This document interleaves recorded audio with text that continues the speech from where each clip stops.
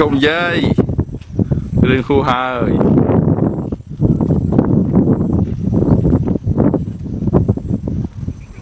thồm á đi thế này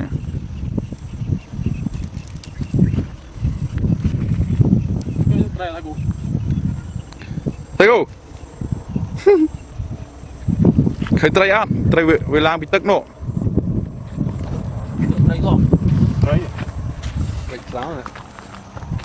khởi á nè tôi làm vậy phá rồi phải chắc sao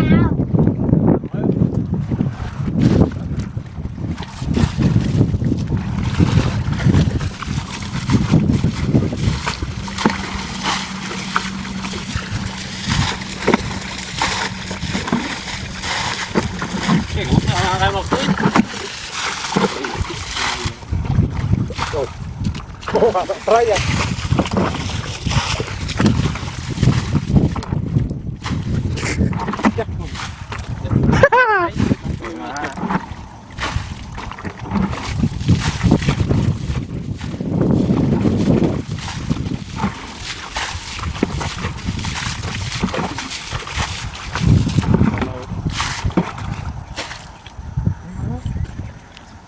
đi không à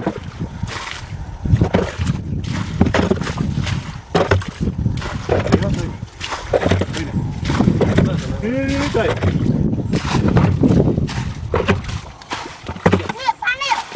một tay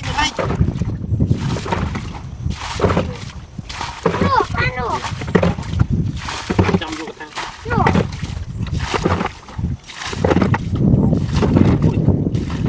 đâu thế đây à cháu này tay tay gì vậy lo trụ phân này rồi tay kia đi ra điện vòng chăm bán nhau phân một tay à thà cô không có tí thà cô gối cái nè gối nè à gối năng gối thà cô gối thà cô ăn gối cái nam mà nè cái nam mà được nữa đi cho làm lại đam trai chơi có nó đai chòm đấy mấy bàn trai mà nào nè cứ nào việc bừng mấy bàn về lại đi nhớ lên cho mình khi năm chết mày ấy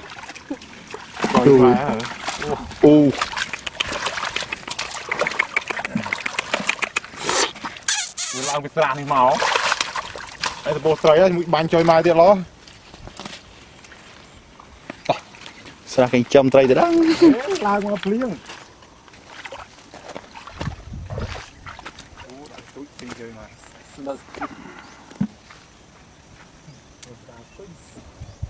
bánh trai đó mà đâu đây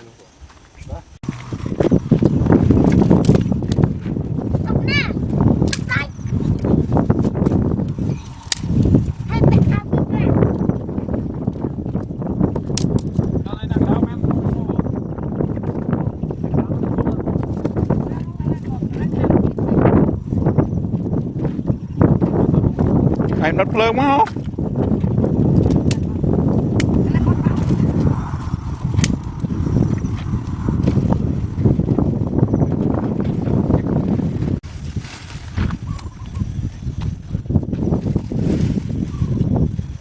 bánh ấu vía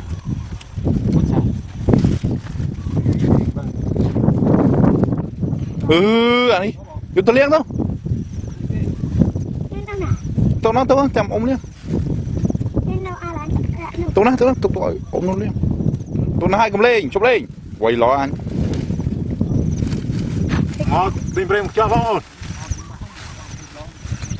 tìm về một chút không tìm nó một hộp không chứ em cắt lên cái này chết này không phải chứ làm tin bưng hay vô thì bỏ chơi một lần ban chơi ọt máu đấy vô thấy chơi ăn sẵn thấy không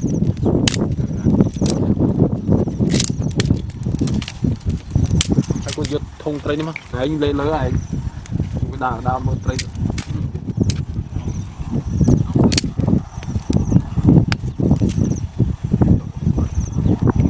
mặt chè đào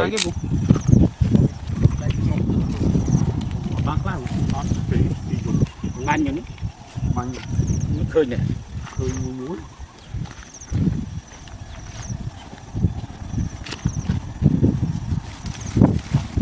Đã là xài.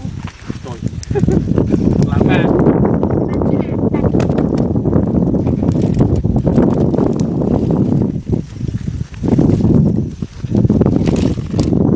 เอาไว้ก่อนเอาเชือกเช็ด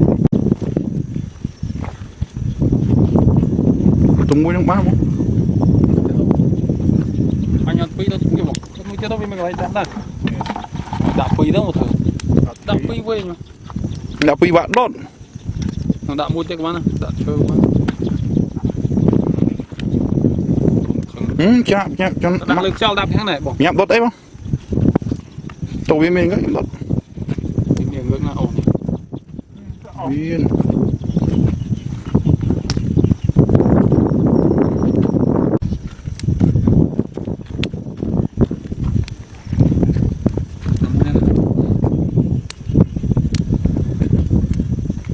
muốn chọc đấy rồi mới khai một lại sao toàn tầng làm tôi Chạy chắc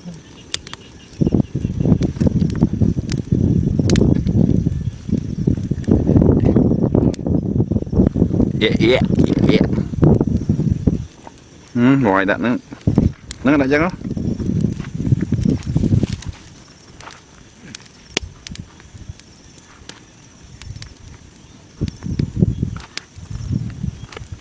một con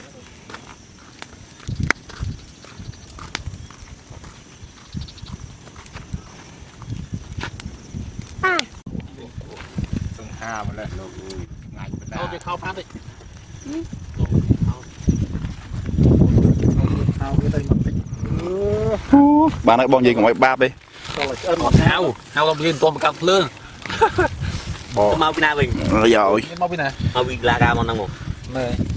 tôi đã này bao mình nhiêu không bán này một trăm tiền rồi họ lò chị tính lớn không cái này nè bằng phẹ Ôi, cái nào chứ? cái này chương camera mình cũng đã trâu rồi chồng thầy bao nhiêu gramទៀតមក ôi hai mươi ba lên ô vô slap pria mà chẳng hả ôi đây slap pria ស្លឹកព្រាចុចអី nè rồi mình cơ mà anh vùng cơ đáy khó đó Ôi, cái nào? មកមានស្អី đây đây ក្រាលផងមកធ្វើស្លឹកព្រា cả lắm chơi đây đã vâng buồn buồn lấy đầu còn tên nên láng mang được bấy này trong đã phá ban thung thú nữa នេះនេះអើយឯង bánh ra rồi này ទៅ rồi ឯង mà បាញ់ទេអត់